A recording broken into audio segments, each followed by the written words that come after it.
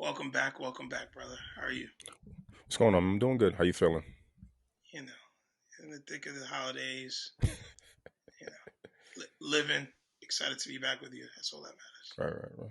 So real quick to anyone who does watch or who is watching on YouTube, pardon the darkness. Eventually the sun will come across and I'll get some light on my face. Right now you just see my teeth, which is the comical joke, right? Counts for something, though. Counts for something. It Right, shows right, that right, you're there. right, right. That's all that matters. Right. Uh, Um, so yeah. So are you gonna go ahead and dive in, or you can go ahead and dive in? Go ahead. I'll let you do your thing. I appreciate it. All right, so this today we're recapping, not recapping, excuse me. Today we're going to be discussing Kwanzaa. Um, I mentioned that in the last episode. I mentioned that I'm celebrating Kwanzaa for the first time this year, and you said that you're going to a Kwanzaa celebration. So we wanted to kind of combine the focal point Black history, the Black experience, with some new experiences for ourselves, but also kind of do a recap episode where we'll touch on the different principles of Kwanzaa and kind of connect them to some of the media we've covered in the past in the season so far.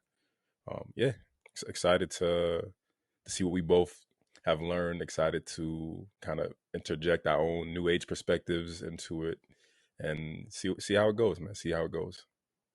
Yeah, and also to piggyback off what you're saying, um, we've talked about it in previous episodes, and obviously during the holiday episode.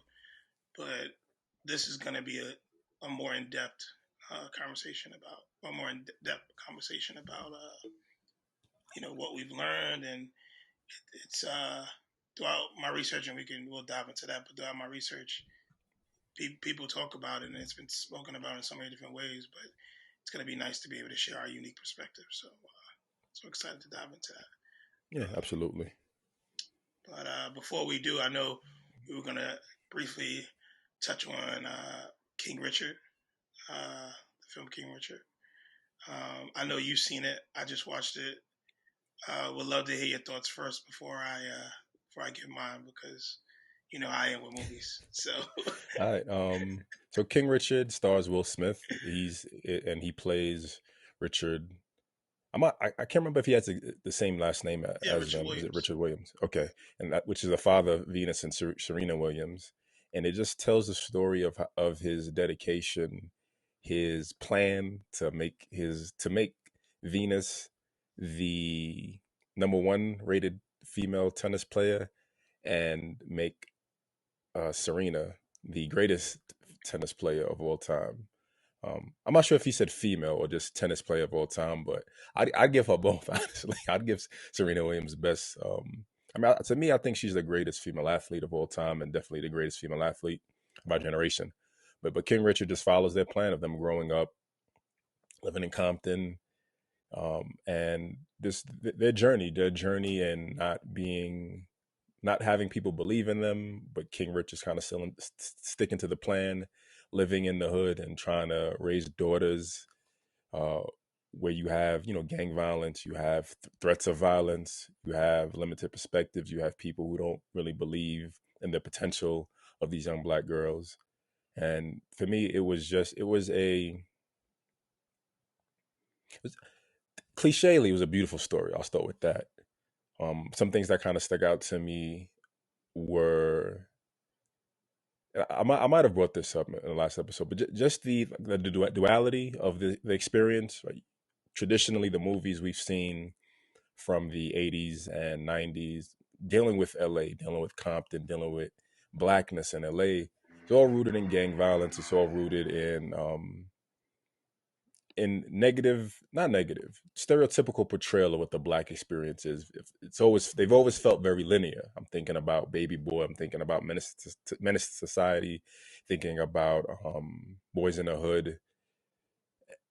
But within that same timeline, within that same scope of existence, while all the Black men were doing all this rowdy behavior, you have this Black father pushing his daughters into greatness, making them, trying to turn them into something wholly other. The whole family is part of the experience. The whole family is supportive. It's a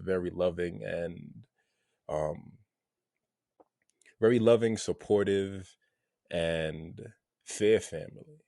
Um, I could ramble, but I'd rather just kind of go kind of interject and go back and forth because I have a lot of points.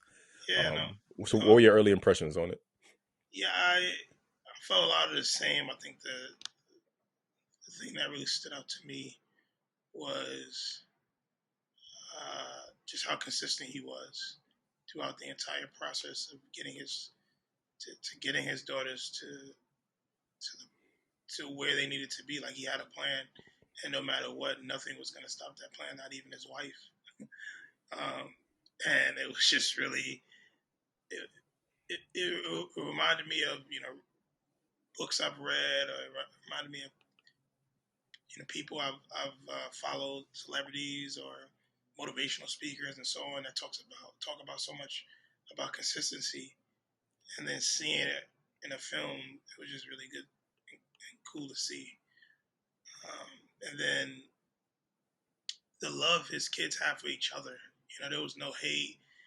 There wasn't like there were moments where Venus and Serena, or Venus was getting all this love and all this hype for her play, and Serena was just as good, or even not better. Obviously, we know what it turned out to be.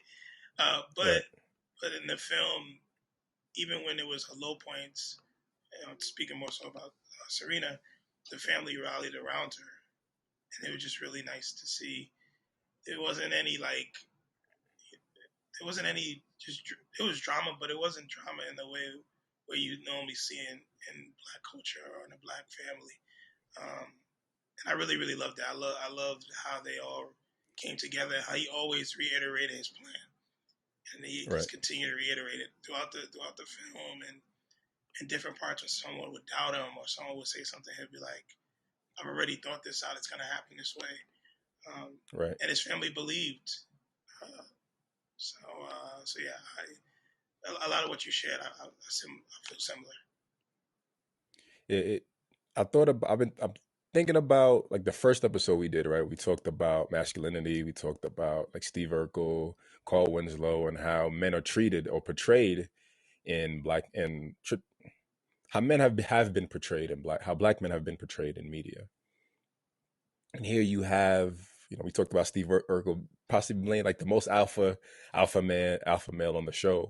And you see the alpha mentality of King Richard in terms of, again, like you said, having the plan, sticking to the plan, and having the women in his life, having his wife believe in him, having his daughters believe in him. And that always kind of being enough. Because as long as he believed in himself, he knew that was the foundation. He just needed everyone to kind of follow along and stick to his plan. And eventually, at some point, and this is a bit of a spoiler, so if you don't want the movie spoiled, skip ahead for like 3 minutes. Eventually, he realizes that the plan has run its course. The plan has run its course. They were in Compton. They moved to Florida. He took Venus out of competitions because he wanted her to not get burned out and end up like a lot of the young white tennis athletes who were doing drugs and getting burned out and strung out. He wanted her just to be a kid and have fun and then go straight to the pros. And Venus feels that she's ready. She's fighting to play. And King Richard's like, no, that's not the plan. That's not the plan. That's not the plan. And his wife like has to talk with him, and he realized that his plan has done enough. The plan has run its course, like I said, and it's time to just to see if your plan was good enough, right? Because sometimes you have to abandon a plan and let life play out. And he did. He let Venus play out her plans, and she ended up going to the finals and being iced out. But it's yeah, I think it's an important story for the Black experience. Kind of to my earlier point about thinking about the duality, um, your point about consistency and the importance of having a plan, sticking to it, but also being malleable and knowing when to alter the plan and knowing when to fall back and let yourself or let other people kind of shine and see if the work that's been put in has been beneficial. Yeah, yeah, 100%. And I wrote down some notes as I was watching the film, because obviously I know you and I were going to talk about it at some point.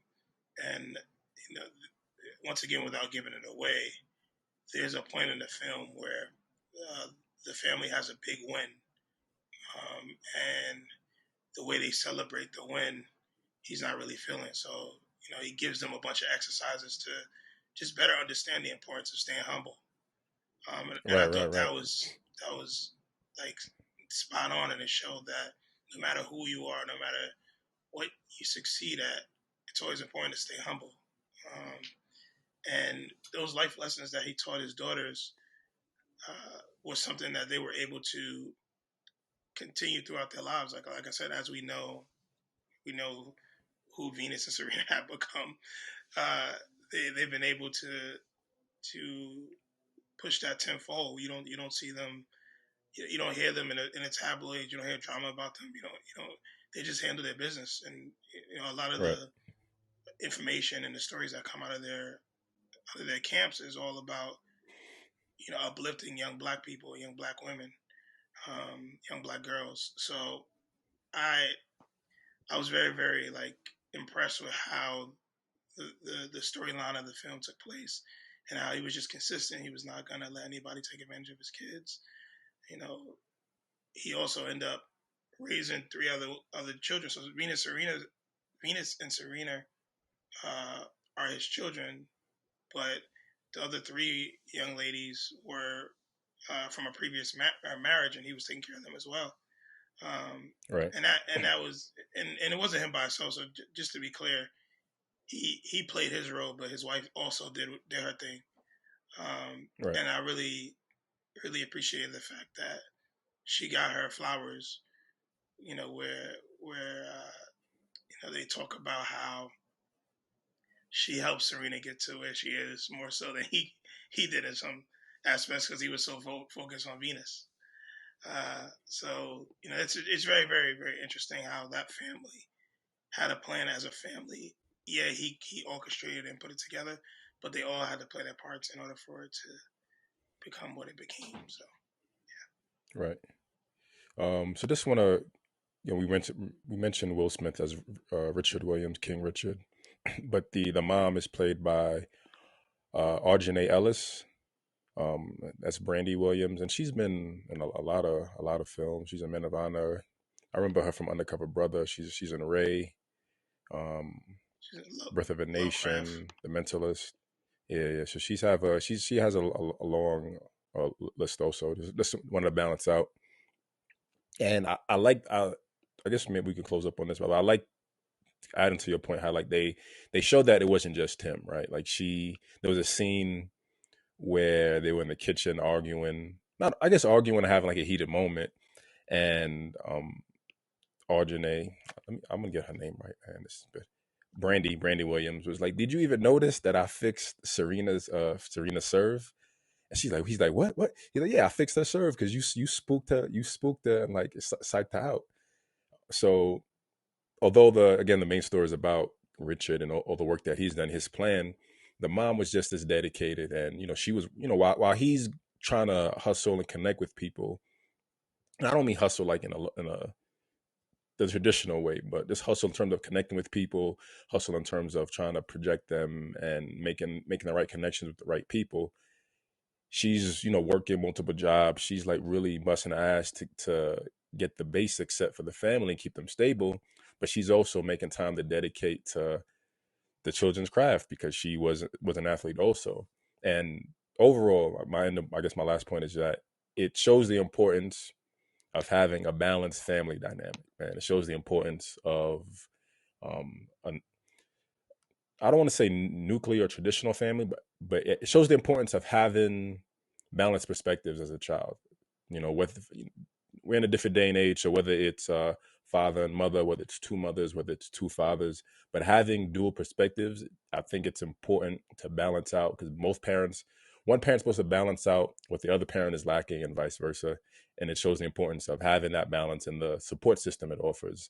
And knowing that when the parents are dedicated, when they have a plan, when they believe in themselves, believe in their children, you can achieve greatness. It doesn't have to be tennis stardom greatness, but it could just be relative to your child's life experience or better than what you as a parent you're going through or went through. Yeah, I don't have much to add to that. I couldn't agree more. Um, Cool. I will say that that scene that you just brought up is something that is extremely powerful because Serena Williams is known for her serve. She's known Right. to have one of the best serves ever. And when that happened in that scene, I was like, "All right, go ahead, Mama, do your thing," because she is known for her serve. People fear her in her serve. So yeah, I'll leave it at that. But yeah, I agree with you 100%. Cool, cool. All right, so let's jump into the main topic, man. Kwanzaa, Kwanzaa, Kwanzaa.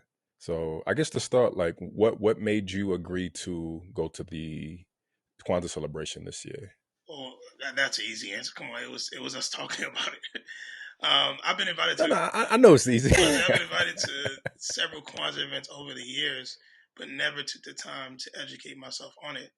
Um, yeah, I just never took the time. So now that you and I actually did an episode on not even Kwanzaa, but a holiday episode, and a lot of it had Kwanzaa touches in it, right? Based on what you shared, not even so much what I shared, but what you shared, and what you suggested to check out. I'm just at a place where I'm to comfortable enough to learn about it, or not even comfortable is the wrong word. I'm excited to learn about it and experience it and educate myself on it. So that was the decision that led to the decision of me going to the event. But in all transparency, I might not go to the event, but we'll see because COVID's out here wilding. But I did get invited to Fair something, so enough. I may do some stuff at home or connect with friends like yourself to see how I can practice these principles. But COVID is definitely running rapid again, so just want to be mindful of that. Right. Um, I guess yes. I guess on Yeah, I was my about to say, end. how about you? My bad. How about you? I'll transition myself. Don't worry about it. I'm hollering, Uh, bro. I mean, no, that's so good. Like kind of like I said in the last episode, I'm just having this reawakening of my place and defining my place in the Black experience. Um, and I think the struggle throughout life for me as a Haitian American is, there's like three cultures to excuse me. There's three cultures to decide on, right? There's the white American culture, there's the African American culture, and then there's the Haitian American culture. And it hasn't been until these past 2 years where I've really found a way to balance all three, so that I can start honoring and I've done Christmas. I get the principle. I get Christmas. I mean, Christmas doesn't have principles. I get it. I understand what it's for. But I'm older now, and I have a different perspective. I don't really care about gifts. I told Erica, like, to tell her friends and family, like, I don't really want gifts anymore. You can just write me a nice card, and like that'll be enough for me. Like, I want something. I want meaning. I want meaning. I want meaning in life.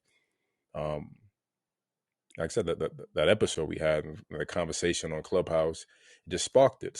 Like, why not? Why not me? Why not just kind of lead it and see what comes from it? So yeah, so I got my Kinora. I'm gonna zoom out a little bit. Let's see.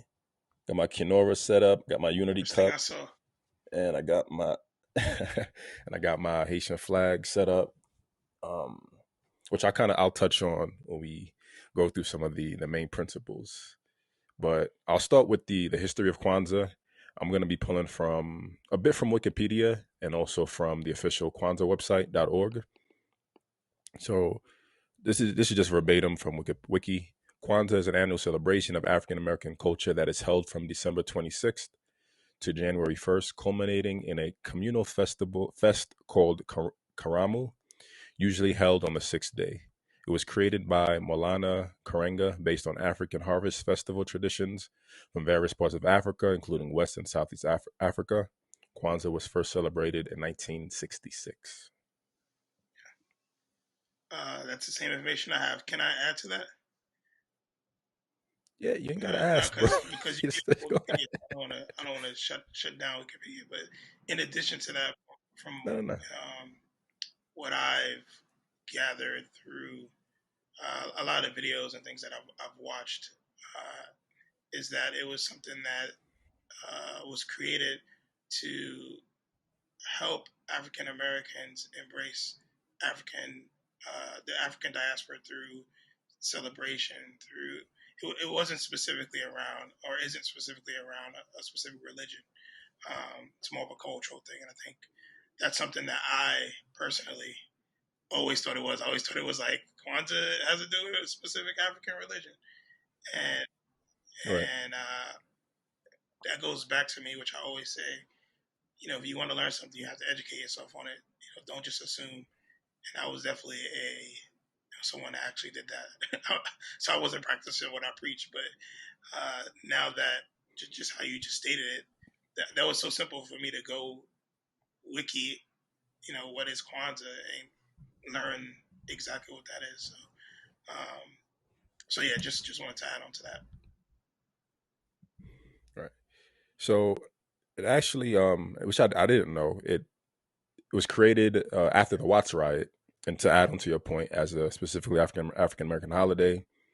Karenga, the creator, said his goal was to give blacks an alternative to the existing holiday of Christmas, and give blacks an opportunity to celebrate themselves and their history, rather than simply imitate the practice of the dominant society.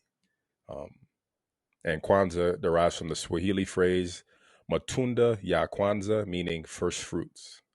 First fruits festivals exist in southern Africa, celebrating in December, January with the southern solstice.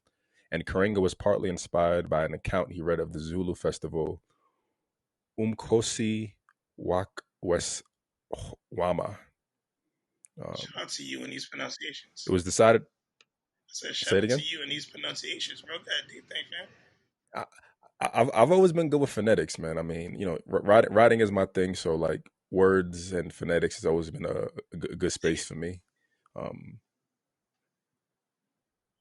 cool. It was decided to spell the holiday's name with an additional A so that it would have a symbolic 7 letters. That's dope. That's dope. That's dope. Um,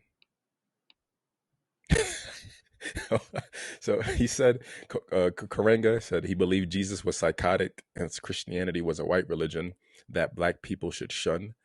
Um, I mean, I agree with the latter that I don't think black people should be really. I mean, that's so. I mean, do you want to talk about that, the religious aspect? You want to jump into We that a can. little bit? I think he feels the way he feels, but as from what I've looked into, as Kwanzaa has evolved, it's moved away from that. Like people still celebrate the religious holidays, but then has it added this as a cultural holiday rather than it taking Right. over. So I'm not sure, and I couldn't find it. Maybe you have some insight there, but I'm not sure if his goal was to for it to take over. Even with what you just shared, maybe that's what it was, for it to kind of be like, screw Christmas, Yeah. this is what we're going to celebrate. But if you look, to the years past or the years after it was established, it turned into more so like, hey, we're still going to celebrate Christmas, we're still going to celebrate Hanukkah, or whatever religion we are, in addition to what Kwanzaa represents. So, what are your thoughts? I mean, I'll stick with your safe way of going around it, like because that I mean that's a wholly different Yeah, conversation altogether. And I don't really want to project my personal beliefs on religion and Christianity. yeah, That's a we're whole both in there different though. thing. But right. I understand the. I think it's I guess going back to balance, right? I think as long as you, I mean, I guess going back to myself, right? Finding my place.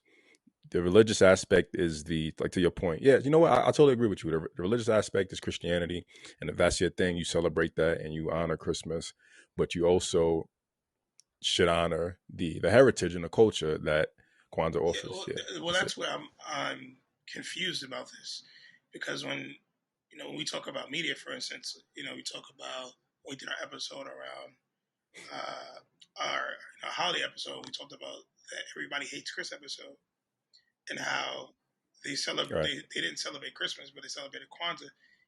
It didn't really add up. It added up then in that moment, but now doing the research, it didn't really add up, because Christmas happens before Kwanzaa.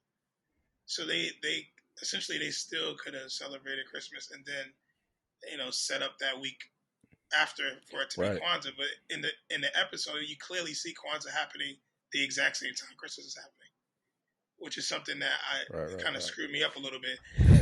So when I think about it, I see how, and again, we don't have to deeply go into it now, but I see how mainstream America and how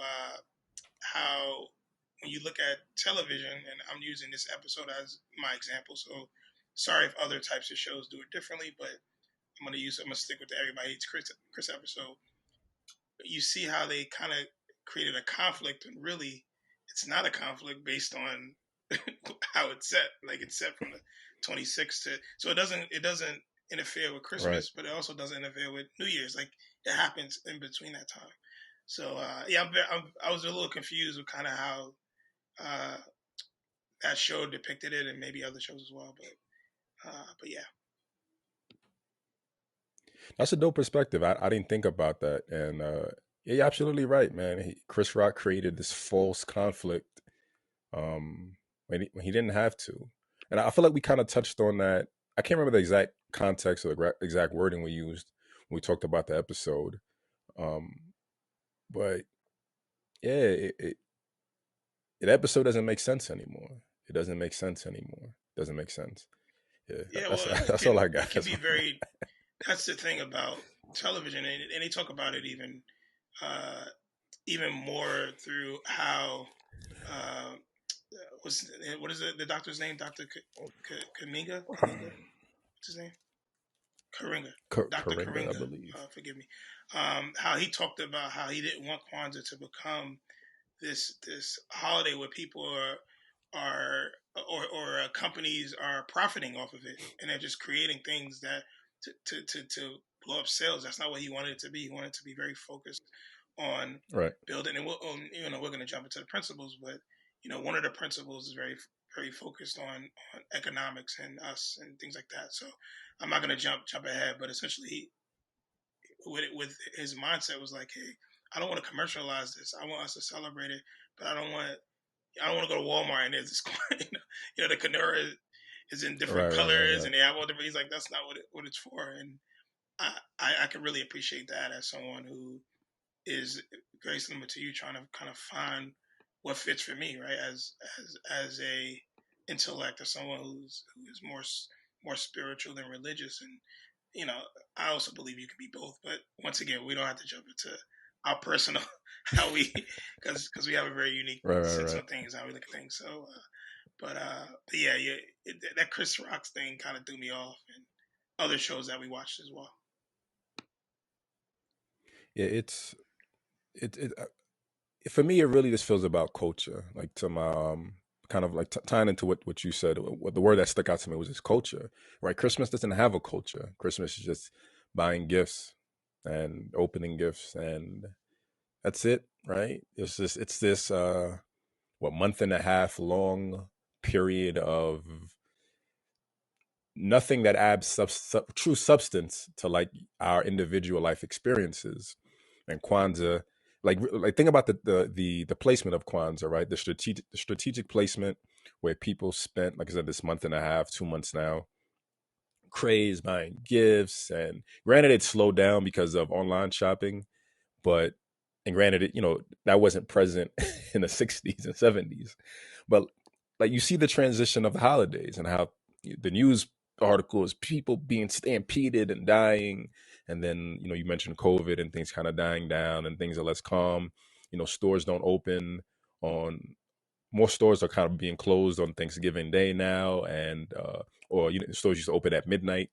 No culture. It's just the culture is just spending money, which is, I mean, the culture of America is capitalism. And the culture of Christmas is capitalism. But ending the year, right? Ending the year, transitioning, thinking about the these 7 principles that are founded on individuality and community, transitioning into a new year that's meant to offer rebirth and reflection and inspiration to live a more prosperous life. And it's it's simple enough that it's dope, but again, for some reason, the counterculture of Christmas just kind of impedes all of that, right? Like I think most people just are glad to have the time off at the end of the year to just relax and decompress from the month and a half of stress and overselling and all of that. Yeah, yeah, absolutely. Yeah, you're Uh, absolutely, spot on with that again. Like I think we look at a lot of our past kind of practices before there was a Kwanzaa, before anything existed for Black Americans, and we all kind of did the same thing. And then here comes this doctor who's like, "Hey, we there's so much more to us that we're not learning about, that is happening in other parts of the world that we have no clue about, but we're part of it. So how do I create something?" And I don't know if you could, but I couldn't find anything where it said he worked with a team of people, or he went to a team of people. I don't know if he did it by himself or with his wife. I couldn't really find any information around that. It just sounds like he was the one that sat in a room and locked himself in there for 6 months and just built all these right, principles right, right. based on African culture. But yeah, I don't know how he went about it, but clearly it was intentional. There's a lot of intent in it, and I'm really happy and excited to dive into how they play a role now and some of the principles and so on. Right.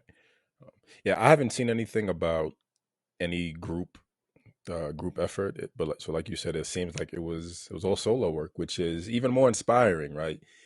Yeah, he had a plan, like King Richard. He had a plan. But the unfortunate aspect is, we see the end result of his plan. Well, no, we see the transition and the decline of his plan over the years because of countercultural in response to blackness and black individuality.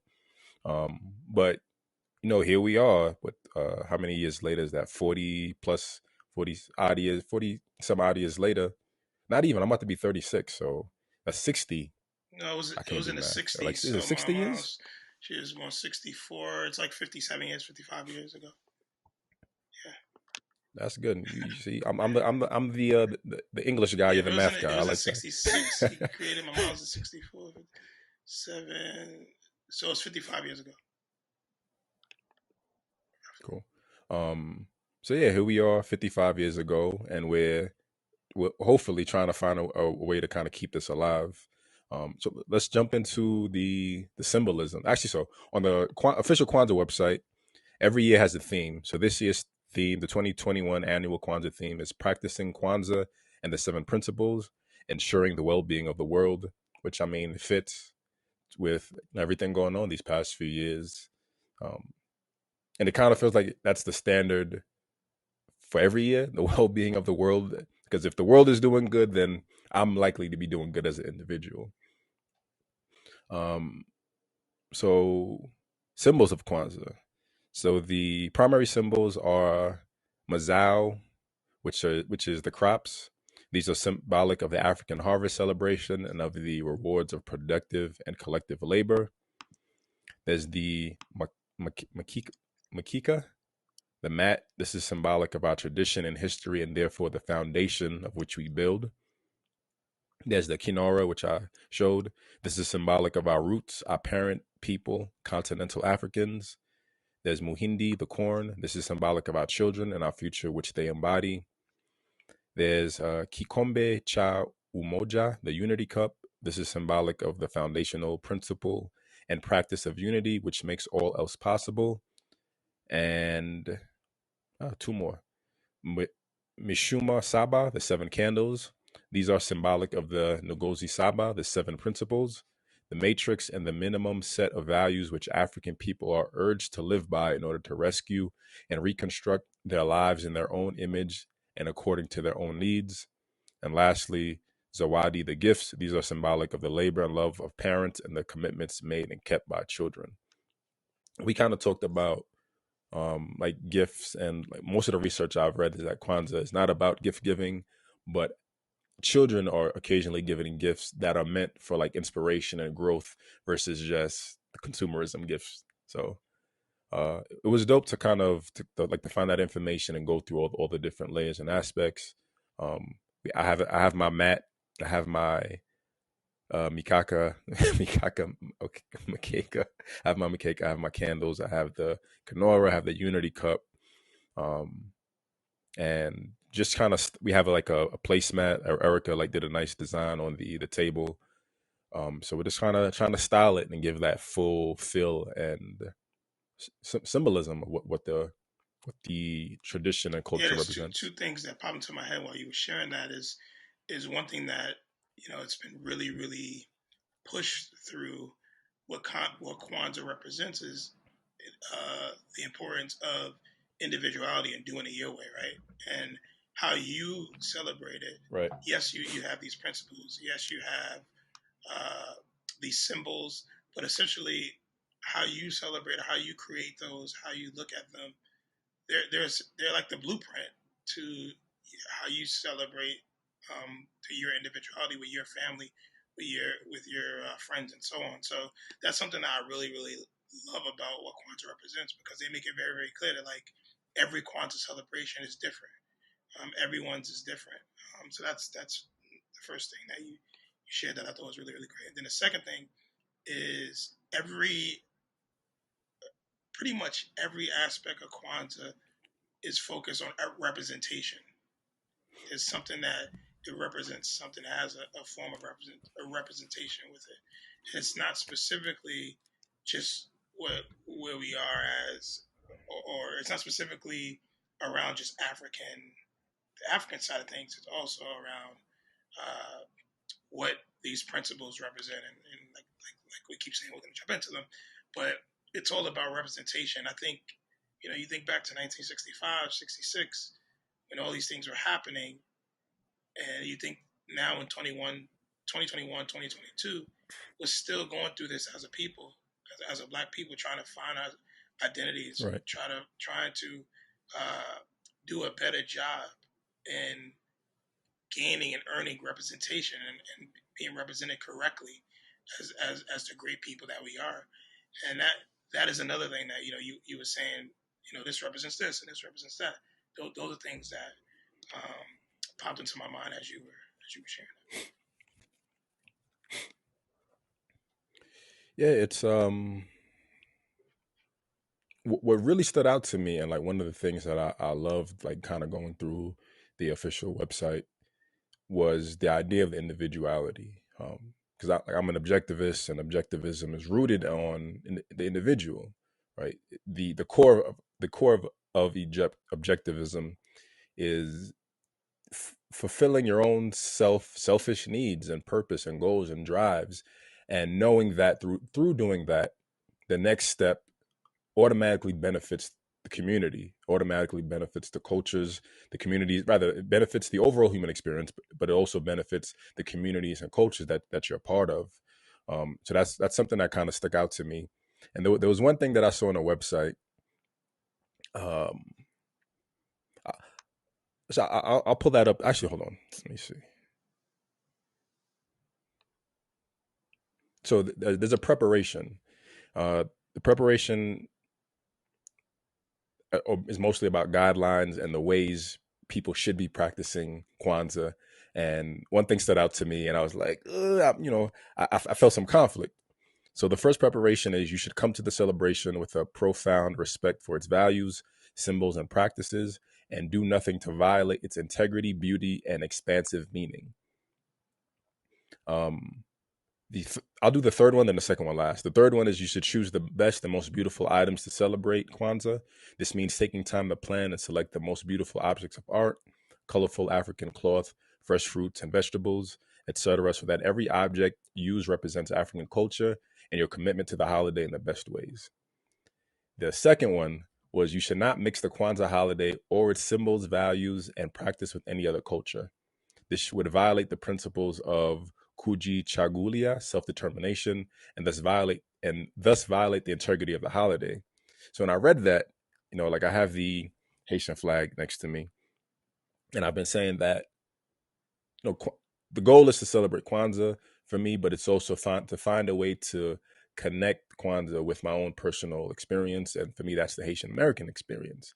So when I read that, I'm like, is it saying that I'm not allowed to intertwine my own like diaspora culture behind it, because number one, African culture is very vague, right? Africa is a continent.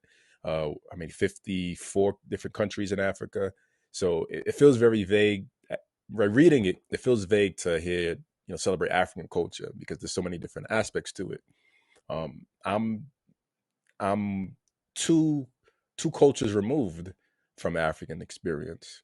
So it's important for me to, number one, not forget and honor the Haitian experience, and I need to incorporate it into celebrating Kwanzaa because it allows me to honor two generations of culture, the general African culture that they're referring to, but also the Haitian experience. And I'm still I'm still thinking. I have a few ideas on how to incorporate it, but I'm still finalizing how I want to incorporate it while not, um,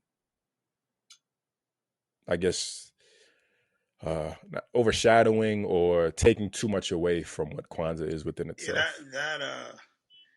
that's an interesting point because and I hate to be this guy because it's literally our second time talking about this. I don't know if I'm an expert in this, but no matter what you do as someone who celebrates Kwanzaa or Christmas or even Hanukkah, no matter what you do, and I'm just using you as an example, you're still a Haitian American male. Like that's just who you are by default, right? So Right. for for that to be in there, what comes to mind for me is that they're probably speaking more so of as an American, right? Because you're a Haitian American from an American standpoint or Black American standpoint.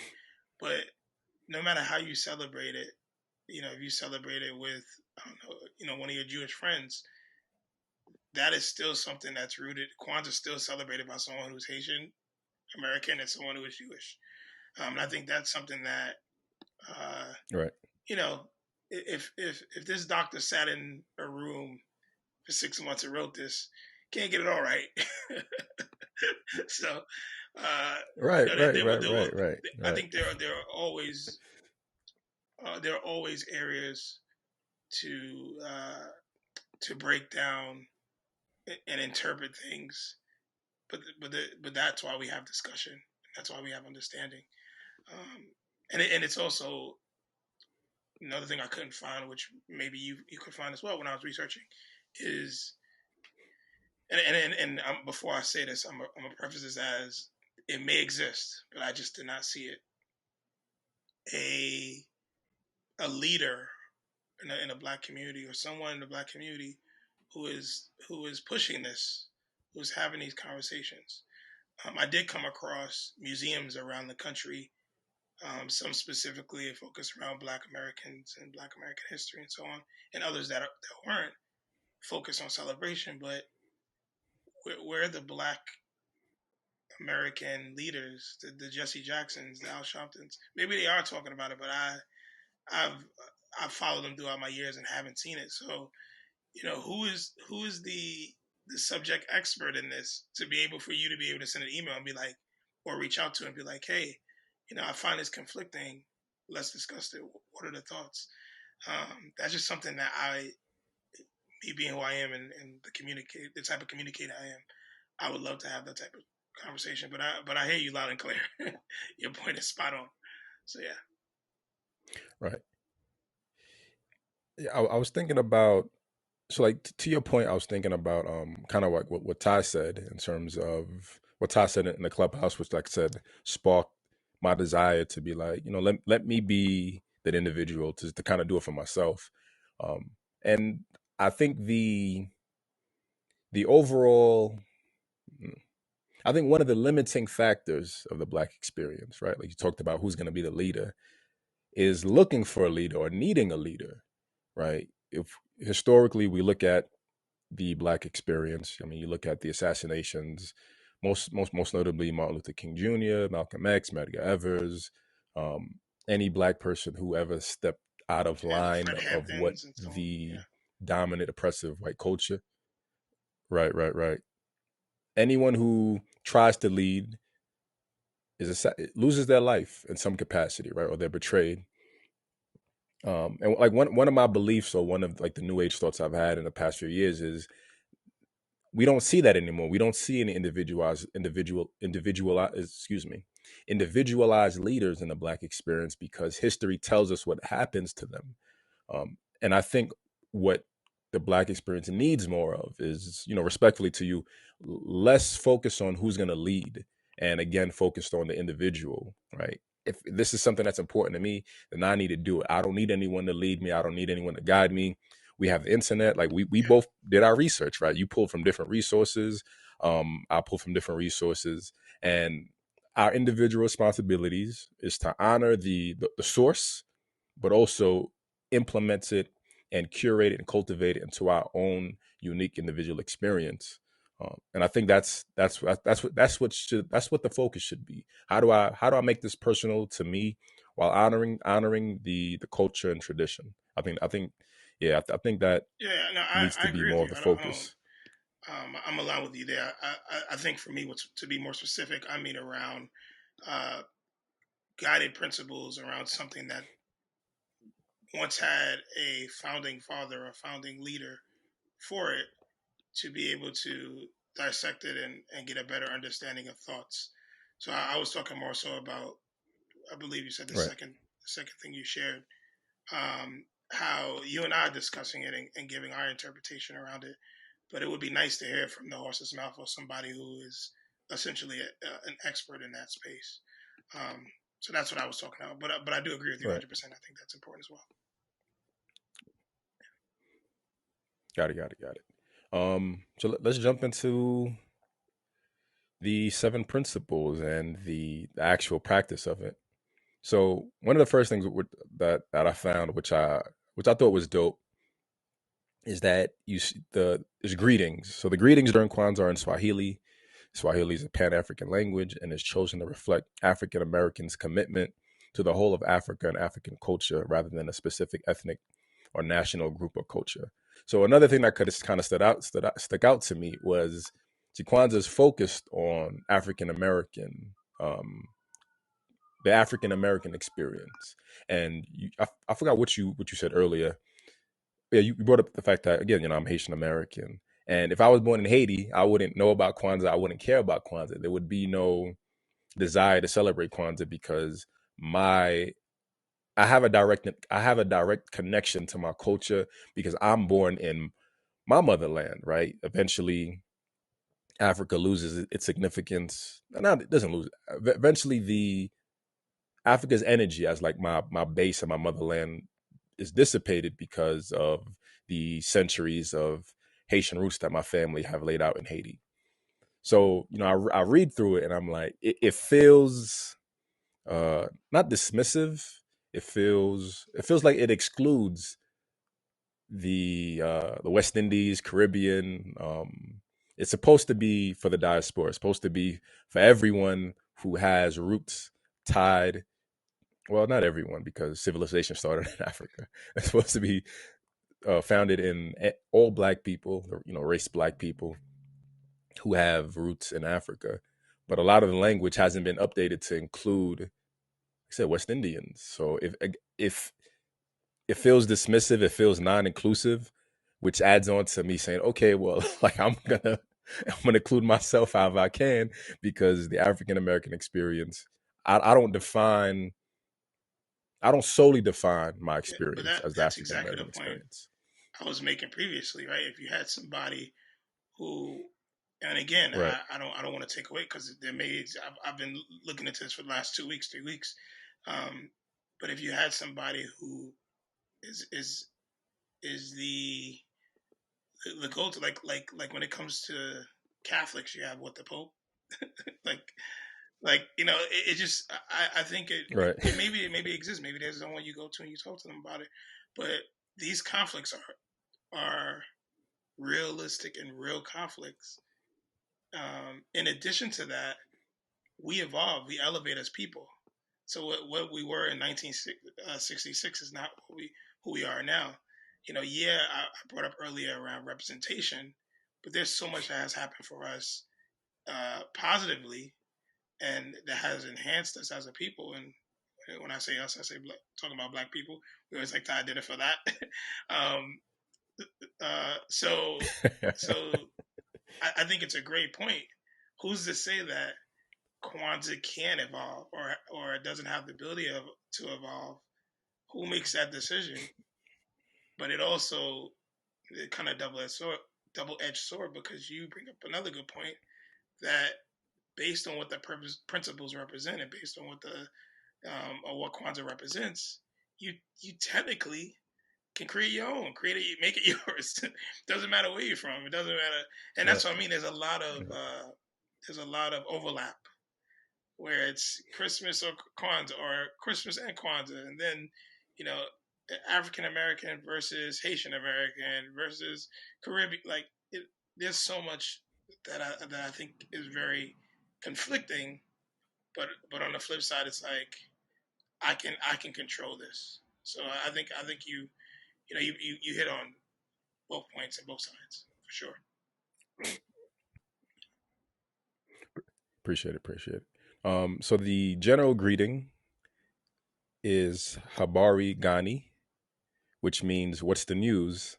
And depending on the day, you respond with that day's principles. So the first day, when someone asks Hibarigani, you see Umoja, and it made me think of like the Israelites, like the mathematics, the 5%ers, the God body. Like, what's today's mathematics? And you offer mathematic based off of numerology. So I thought that was dope, and it was dope to see. I'm sure it might have existed in other parts of other cultures, but it's dope to see the connection and transition between the foundation of Kwanzaa in terms of what's the news, and you have an answer. What's today's mathematics, and you have an answer based on different things. So I thought that was dope. Um, but yeah, day one, right? So actually, no. Let's do the seven candles, the red, green, black. And you brought this up in the last episode in terms of what the color symbolized, because they were prominent on on a tribe called Quest Yeah, and Midnight Marauders it's album. this is great we're bringing this up because from what I've seen about Kwanzaa, the different people look at it differently. The red, black, and green, which is the black represents the body, the red represents blood, the green represents earth, land. For some people, and the other people, they have other representations of it, which Right. was very another thing that confused me a little bit. But I understood that, and it is understood that this is something that you have to be able to articulate in your own, like use these principles or articulate it in your own way. So, but essentially, the red, black, and green represent the body. Black represents the body. Red represents the blood of our ancestors, and green represents the land, our land. Um, and that's how I always knew it as. But I don't know if you've seen anything else or seen any other interpretations of it. But I heard other interpretations as well. Yeah, I saw the same thing too. There was a difference in what I saw for the green. Um, I I was thinking about the transition of red, black, and green. So, red being the bloodshed, which is bloodshed, but also blood. And that's, for me, that's also the past, right? It's your bloodline, it's your lineage, it's the culture. The black is the physical body, which is the present, the now of your lived black experience. And the green, the vegetation, motherland, but also in terms of growth, because green in nature means vegetation growth. It's future. It lets you know that there's food to eat. There's food to fill your bellies, food to provide for your children. So the other side that I saw was that the green represents the growth, and that's kind of how I guess switched it up to make it make sense in my mind in terms of past, present, future. Yeah, and I love that. I saw the green also represented as the feast, the food, the fruits of our labor. Right. That was something that I read during my research as well. So, but yeah, those are the representations of the seven candles or the An- colors. The red, black, an- Another one that I just pulled up was the green represents the abundant natural wealth of Africa, which ain't that the truth, right? Ain't that the truth? green. Ain't that the The truth? truth. Um, so the candles. I forgot the name. Excuse me.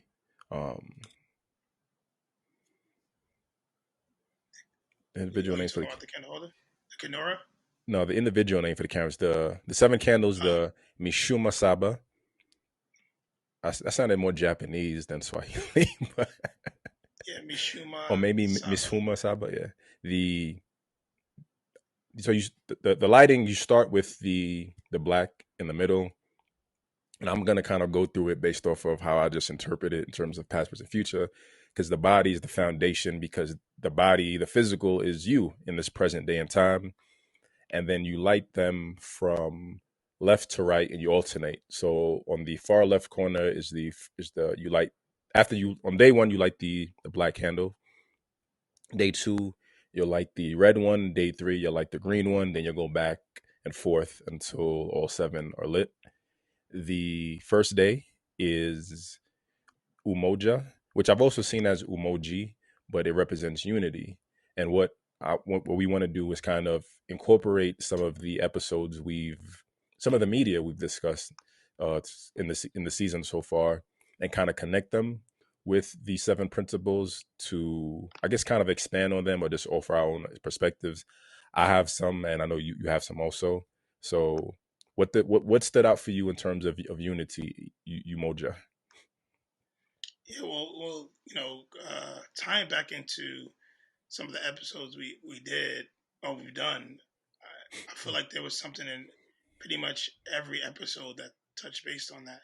Right. So it was a little bit of a challenge for me to choose one specific thing, but I'll just spit out a couple quick ones. Like obviously the connection to the Winslows and the unity they had as a family was something that was interesting from a family perspective, and that's what I saw from a unity standpoint. But I didn't want to make it that simple. I felt like that was the easy way out. Right.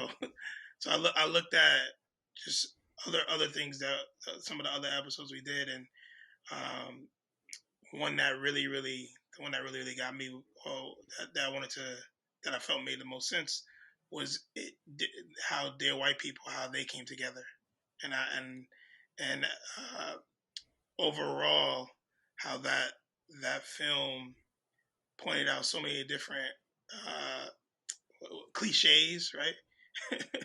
But by the end of the film, the connection amongst the black people, black students, and was something that I saw as soon as I read the definition. I was like, if I can choose one of the episodes or one of the points that we've gone through, they're white people, and kind of how that came together is is something that makes sense for me from a unity standpoint. Because does that make sense? Yeah, absolutely. What did you find in terms of defining Umoja unity? As far as in the film, No, I mean, like the actual the definition or what it represents. 'Cause that's I realized that's something I missed. I said unity, but like each principle has like a brief sentence or description. So did you find anything that just further describes unity and how it not represents how it's represented? now I went through the same process and read it through Wikipedia just like you did. Okay. Um, but I also, like I was saying to you before we jumped on this, before we started recording, I probably watched like 30 videos over the last 2 weeks about Kwanzaa, and everybody has totally different, like I mean, totally different interpretations. Right. So, in some of the videos I've seen, people talked about unity specifically around family. Other videos I've seen, people talked about unity specifically around community. It had nothing to Right. do about. They didn't even talk about family, and some people looked at community as family. And then you had others that looked at unity as us as a people. So I've seen Right. that. So I feel like there are so many different interpretations of it, and how you look at unity, and I feel like they all make a lot of sense. Right. Um, it once again going back to how you interpret this. So that's why I looked at it. I try to stay away from I feel like the family aspect is just easy. It's an Right. easy aspect. So that's why I looked at it more so from a community aspect, or even I guess talking about dead white people, I guess a race aspect as well. Right. I even see someone talk about uh, unity from a Kwanzaa standpoint about America as a nation, which I thought was very Interesting. interesting. Yeah, I saw a video with that and how they utilized, uh, and I'm not gonna get deeply into it, but basically they utilized black poor people from the 60s and 70s and talked about how the nation has unified through the years to help us gain and evolve and elevate in social class. So they talked about how Kwanzaa has evolved based on black people being able to earn more, Right. which is it's a very interesting thing. So I don't get too deeply into it, but to answer your question, I saw it in a couple, or it was defined in a couple of different ways. Cool. So I found, I guess, so for each, and again, just going discovering and learning that each principle also has a symbol. So umoja, to strive for and maintain unity in the family, community, nation, and race. And like to your point, family, it seems easy and it seems obvious, right? Again, I'm thinking about King Richard, right? The unity of family and what seeing what excuse me, seeing the success. I can't phrase it right. Seeing how unity led to the overall collective success of the family. Um, but most importantly, I think it's about community unity, which always feels lacking for the Black experience, because there's the general belief and language that there aren't really that much Black communities, because a community is self-owned, self-operated to an extent. The nation, I mean, yeah, and the unity in the race, I mean, yeah, that's just an ever-present theme. The symbol for Umoja is Dagi Nat, a Pan-African symbol of unity found in several African cultures, uh, i.e., Yoruba, Hausa, and Mushongo.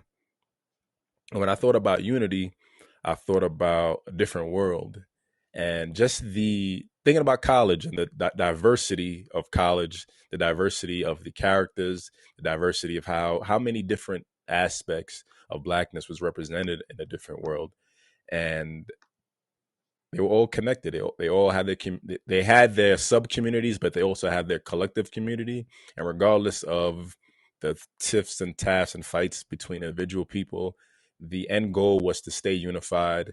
The end goal was to further their individual experiences, which I think collectively elevate the community of of Hillman College, right, which is a larger community, and it also elevated the individual. Excuse me, also elevated the Black experience, because so many different people were represented.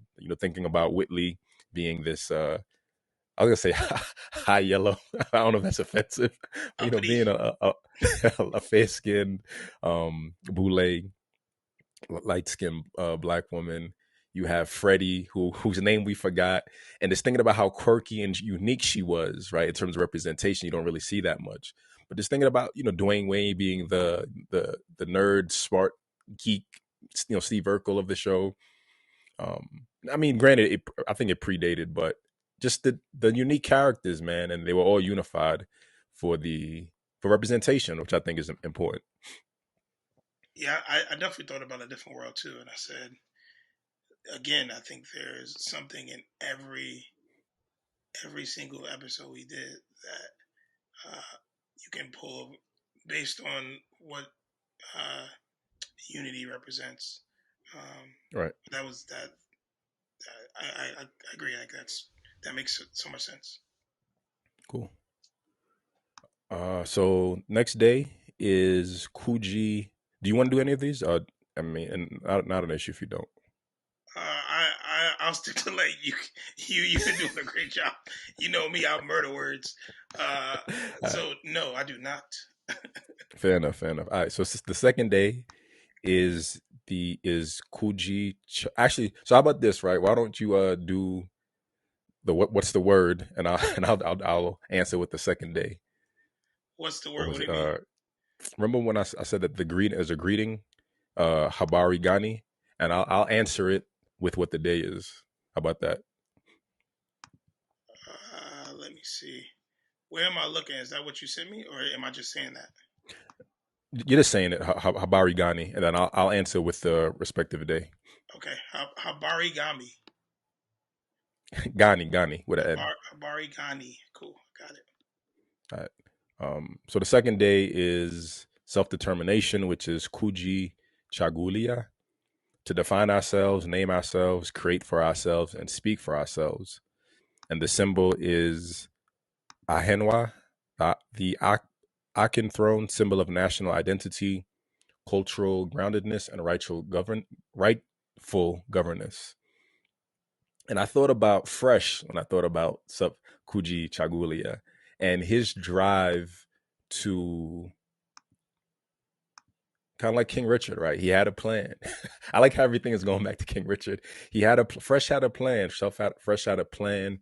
He had a goal. He had a dream, and he had a responsibility to get himself out of that situation, get his sister out of that situation, and he was determined to fulfill that plan. And the entire movie is watching that plan unfold, watching this young kid be more intelligent, more cunning, and a chess master, right? I mean, the theme behind behind Fresh is being a chess master, and watching him be a chess master and outwit all the other, basically making everyone a pawn on in the game of life, which I thought was dope. Yeah, I have nothing to add there. Okay. I 100%, like, I literally thought the same exact thing when I was looking through our episodes. I was like, this identifies Fresh 100%. Cool. I was trying to think, like, I go back to like the Steve Urkels and how he just, he was unapologetically. We talk about how unapologetically Steve he was. So I'll go back to thinking about him, obviously, and the Dwayne Waynes and so on. But Fresh hits it on a whole nother level. So I definitely thought about the same thing, and actually thought about it more when we were talking about it pre-recording. So yeah. All right. Cool. Now what's the saying I gotta say? Come on, man. You guys killing me. I don't even remember it. What is it? Ooh, what am I saying? There you go. Habigari. Hibarigani. Hibarigani. All right, so day 3, which is a green candle, is Ujima, which is collective work and responsibility to build and maintain our community together and make our brothers and sisters problems our problems and to solve them together. The symbol for Ujima is Okomo Nutauso, the Adinkra symbol of shared effort and obligation. So what came to mind for you for Ujima? Yes, and Ujima is a green candle. Sorry if I didn't say that. Oh, no worries. So what came to mind was when we talked about a holiday episode and me bringing up the preacher's wife. And we were talking about Reverend, I can't remember his name now on the tip of my tongue, but the Reverend from the preacher's wife and his dedication to the church, to family, to building, and throughout the film, the struggle that he went through to ensure that the church was saved, and obviously the things that he learned along the way. But that's what came to mind when I was reading this principle. Cool. Yeah, I'm gonna keep it short. I thought of a Tribe Called Quest, our last episode. Going back to the God lives through verse with Five Dog, collective work and responsibility. If New York won't look good, then Queens won't look good, all of that. I talked about the awareness of knowing. Well, I mean, initially your point. I thought of your point, and the collective work in terms of them of the tribe members always shouting each other out, representing each other, and knowing how important it was to represent their partner, right? Like I'm gonna spit these 16 bars regardless, but I'm just gonna remind you about my man's real quick so you don't forget him. Then I'm gonna give you some heat also, which is dope. But Five Dogs, God lives through verse, and I talked about the responsibility, knowing that as an MC, as an artist, as a Black person, creating the foundation or being part of the foundation of hip hop, knowing that what he says, how he portrays himself, how he raps, how he offers content, it's important to the overall Black experience. And those series of bars shows that he has the awareness of his responsibility, and he has the awareness of the collective work in, I guess, in fulfilling that responsibility. Part, part I'm thinking to myself, part of what that represents through, or seeing it through a music lens, or utilizing music, or an album, is something that is even more, what's the word? Like it has even more relevance, I feel like, than seeing it on a TV show or seeing it in a film, because a lot of Right. these TV shows and these films have, they're sugar coated, and I feel like a lot of music, especially an album like from Tribe Quest, it's an album that is all about authenticity. So I love to hear that, and that's fire. All right, I Yep. got it. Hibarigani. Did I get it? All right. There we go. There we Let's go. go, baby. Excuse me. So day 4, which is a red candle. I'm also, I guess I'm trying to see if the colors also correspond with the principles. So day 4 is a red candle, Ujama, cooperative economics, to build and maintain our own stores, shops, and other businesses, and to profit from them together. The symbol is 2 interlocking half circles. The Nisabidi symbol of togetherness and family. What came to mind for me was a written testimony, and I talked about on a written testimony. I talked about, it's God body rap, right? It's the elevation of what the Black experience has become, and realistically, someone like Jay-Z is at the forefront of redefining the Black experience, being a billionaire, being a mogul, being a hip hop pioneer, being a lyrical pioneer, being a business pioneer for the Black experience. And a lot of the music, a lot of the music with him and Jay Electronica, like, Jay Electronica isn't at the level of Jay-Z, respectfully, but having him as ever present on that album, number one, is cooperative, and the content they're talking about, like Jay Electronica offers a lot of the religious aspect from what am I forgetting? The Honorable Elijah Muhammad. Quran. What group is I that? mean, Nation of Islam. Yeah, the Nation of Islam. Thank you. Um, he offers a lot of philosophy from the Nation of Farrakhan and so Islam. on. Right, right, right. And together, him and Jay-Z offer the importance of cooperation. Right, like religion is rooted in cooperation. Religion is rooted in community growth and building, but the religion itself is just one aspect. You need the other side of, you need the economics, right? You need money, you need education, and you need to redefine or rethink how you invest in money, how you invest time within yourself, within the groups, within the people you work with.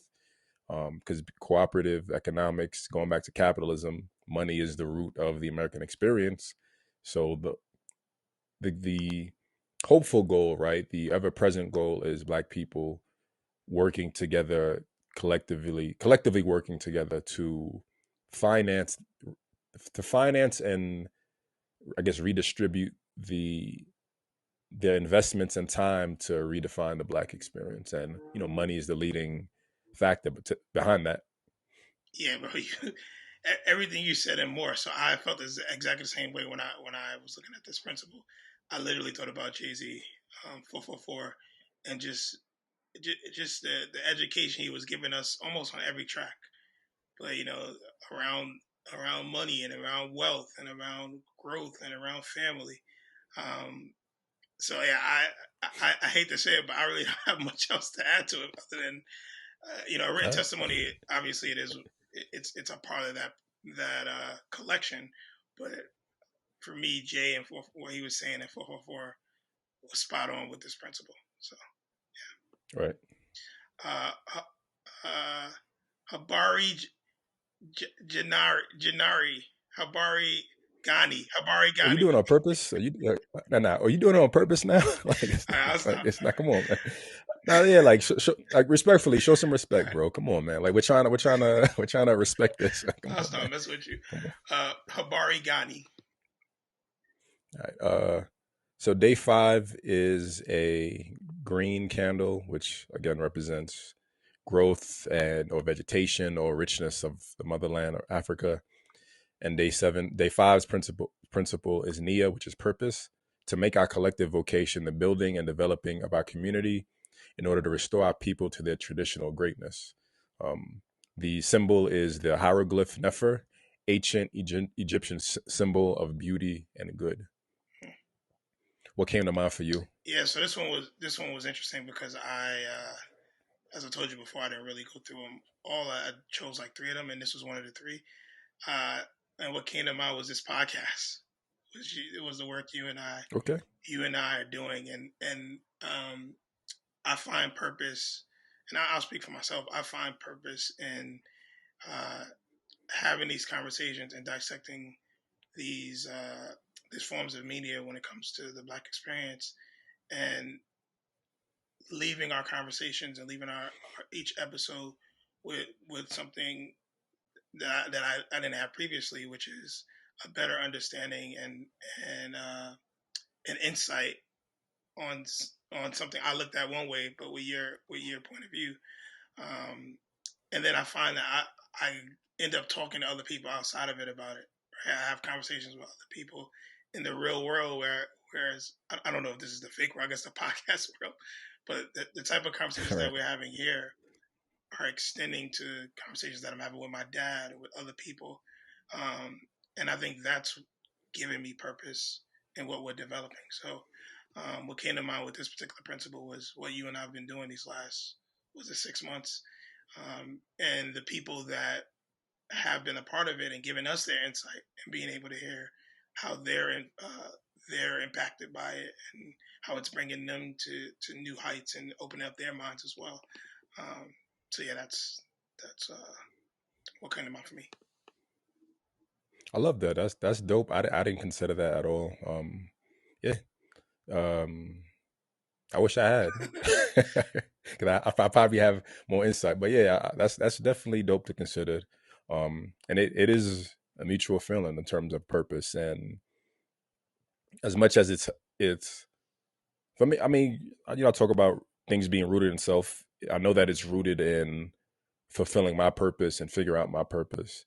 But glad that we're able to um, do our cooperative economics to hopefully redefine other people's purpose and or yeah set the tone to define other people's purpose.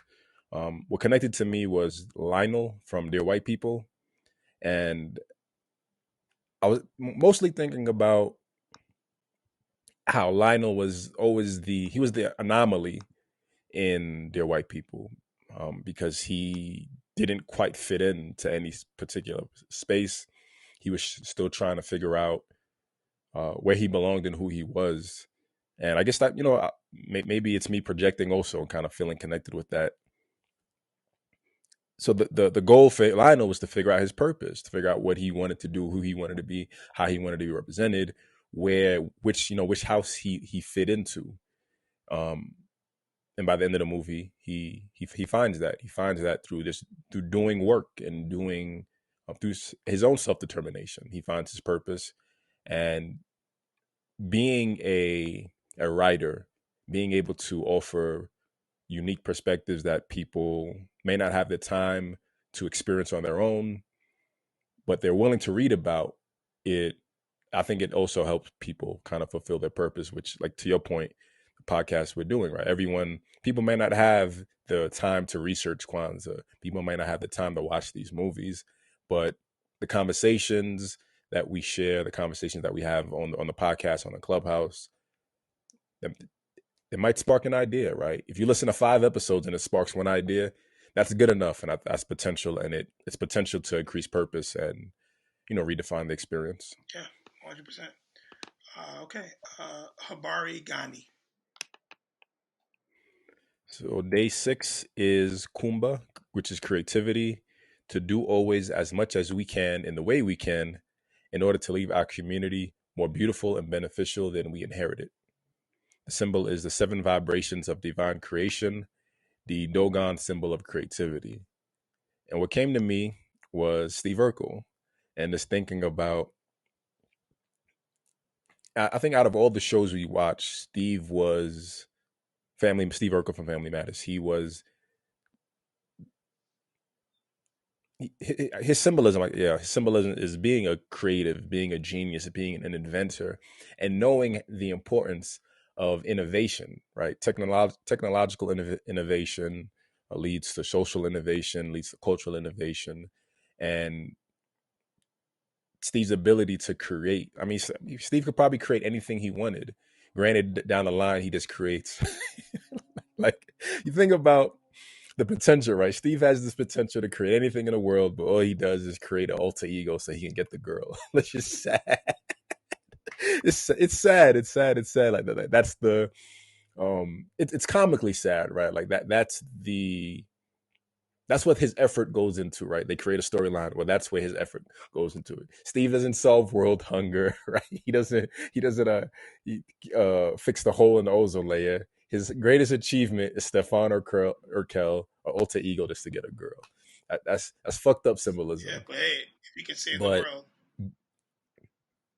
world, right. But knowing that, again, I guess knowing that he has the potential to and create anything he wants, I think is important.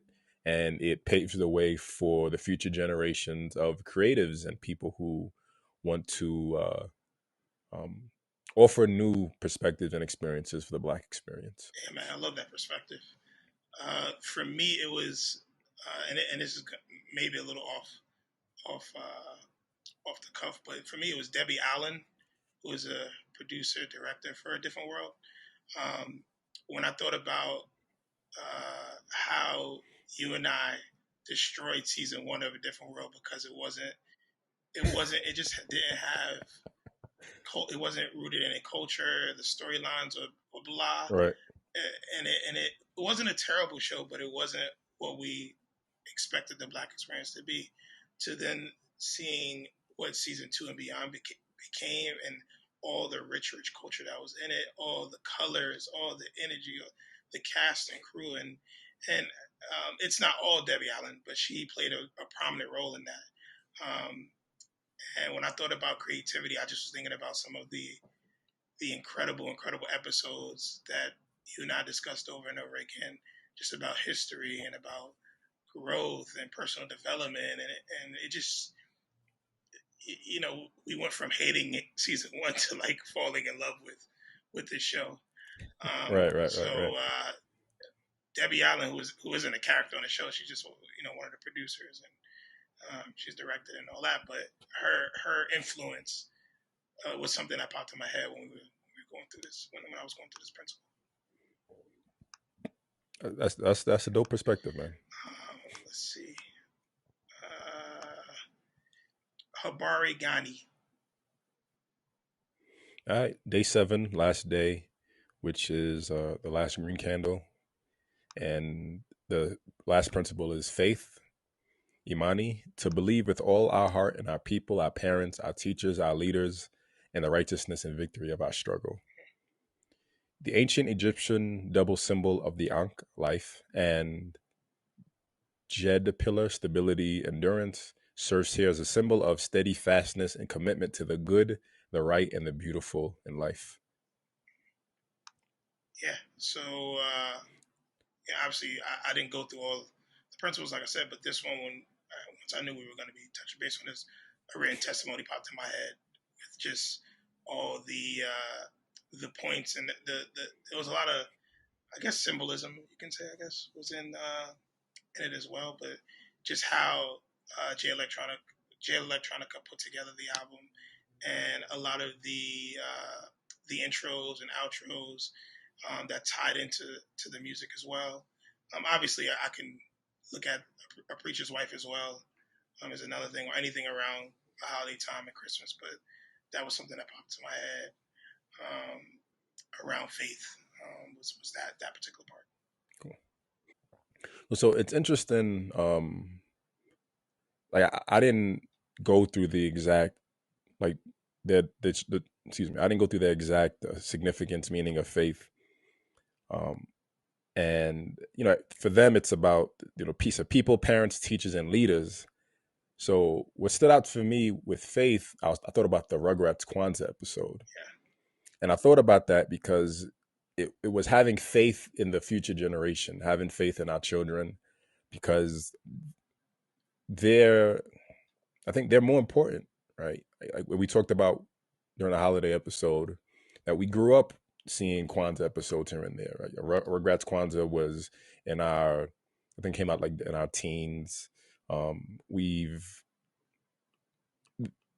although I'm gonna say this lazily that I think there are a good amount of Kwanzaa episodes from like the '90s and early 2000s, but none of it influenced us, right? Learning about the Black experience, going through the Black experience, and um, I guess knowing about the struggles of it, I felt like as children or as teens, knowing that Black people had their own independent holiday, it would have sparked some type of interest in us to celebrate it, but it didn't. It didn't. Collectively, it didn't. Rather. Um, so when I thought about the Rugrats episode, it was on T, I believe. I think she's showing kids the fun of Kwanzaa because she wants to inspire them to celebrate it. She has faith that through making it fun-filled holiday, the children will take it on and pass on the tradition. So I looked at it as faith in the next generation, and I like that none of what's written on in the description is rooted in faith in a higher being. Um, It's about the tangible reality of what we can control, who we can influence, and how we can let other people influence us. I was about to cut you off. That's exactly what I was thinking. I wanted to say was that when reading this principle, it does not talk about having faith in a higher power. It literally talks about having faith in our people, having faith in the struggle. Like that, to me, that was just like that was eye opening because if you ask most people what does faith mean to them, they'll say something with when it comes to higher power, believing in some type of religion, which is fine. But it goes to show how minimal our definition of the word faith can be, Right. and Or how it's been, sorry to cut you up, how we've minimized it, right? To just make faith about religion when it should be all encompassed. yeah, or So, even having faith in each other. Right? I have faith in you right. to lead a good life, or having faith in you to do this or do that or support that. Like I think that is a very very powerful thing that it's a great way to end the principles because it opened my eyes immediately when you said that. So Cool. Um, I guess the only thing I would want to touch on is add a bit more info about Dr. Mulana Karenga. Is there anything you want to touch on before we kind of transition oh into no that? no go ahead, let's do it. Cool. Um, so this is, I guess, I'll just do like, I'll pass over some information about him. So I didn't note that he was a doctor earlier, so my apologies on that, and I know that you brought it up, so thank you. But he's a professor and chair of the Department of Africana Studies at California State University, Long Beach. He holds 2 PhDs, his first doctorate in leadership and human behavior political science, with focus on the theory and practice of African American nationalism. His second degree is in social ethics with a focus on the classical African ethics of ancient Egypt. Excuse me. He's ethical philosopher, leading exponent of Mason ethical thought, um, author of 17 books and monographs and 4 co-edited books, 57 journal articles, 42 book chapters, and over 650 columns and commentaries on critical issues. Um, So it's interesting to have someone as highly decorated and awarded as him, but the if again it feels like the Black experience isn't about honoring uh like if think like give me a famous black doctor that comes to mind. Uh, Or like, so even someone who just has like their I guess like PhD. Ben Carson. Okay. Anyone else? uh, No, no, I'm not trying to play you. It's just it's an honest question. I don't feel played. I'm just saying Ben Carson. Um, famous black. I guess Maya Angelou. Wouldn't she be a famous a black doctor? Cool. Cornell West Oh, also. Cornell West. What's it? Eric Michael Dyson. Dyson. Eric Dyson. Eric, Excuse I me. think it's Michael Eric Dyson. I'm pretty sure. Yeah. You got it. You're right. Yeah. I was just thinking of. Go ahead. If you had No, go something ahead. to add. I was just thinking of thinking about black doctors who are prominent or well known. Um, it feels limiting. It feels limiting. Like my mind initially went to Eric Dyson because he's related to hip hop. Like a lot of his perspective, I feel like a lot of the perspective he ends up sharing, or what he's known for, is rooted in hip hop. Um, and it just feels limiting. It feels limiting, I guess. Yeah, I'm just going to. I pulled it up to see if anybody else on here that I can think of. Obviously, to your point, it is limiting, but it's also like, as a culture, do we celebrate them, right? Or not even celebrate them, but do we speak on them, or do we do we accept or hear their input when it comes to whatever their uh, their expertise or area of study is? Do we use them as our Right. sounding board? I know Cornel West, man. Cornel Right. West, I've seen that brother on on CNN tearing them up, Right. but Right. but Right. Right. but they respect him because of who he is. They give him his respect, and I think that's something Right. that you don't see in obviously in all these uh, figures, I guess, or these celebrity doctors and so on. So yeah, Right. good point. Yeah. Yeah. That's all I got on my end. Anything else? Any final points you want to touch on? I know. I think this was dope. It's a little bit of a challenge for me, but I'm glad that you and I decided to make it happen, especially on the eve of all these things happening, as far as the holidays happening, to be able to give people, Right. whoever, hopefully, people who listen to this and gain something from it, because I know I gained. I'm still gaining from it and learning from it. So it's all a part of Right. my purpose. So no, that's all I got. Cool. All right. Thanks for rocking out. Um, yeah, that's all I got. I'm not sure. Yeah, I don't know. I feel like we'll try to do a clubhouse next week, maybe, or this week, depending on when this drops. Just to kind of get more insight on people's, hopefully get more insight on people's perspective on Kwanzaa. If you have anything, if please come on.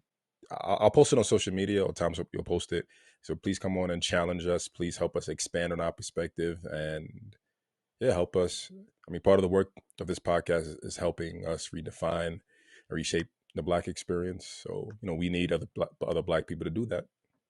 Couldn't agree more. Yeah. For those who have been listening, um, listening to the podcast and actually have been a part of the clubhouse episodes. Once again, we greatly appreciate you guys, but we also would love your insight on this. I think this is something that we're just really, really excited about and really happy to be able to celebrate. So, any insight would be great, because as you can see, we all have different perspectives. So I'll leave it at that. Have a good holiday, guys.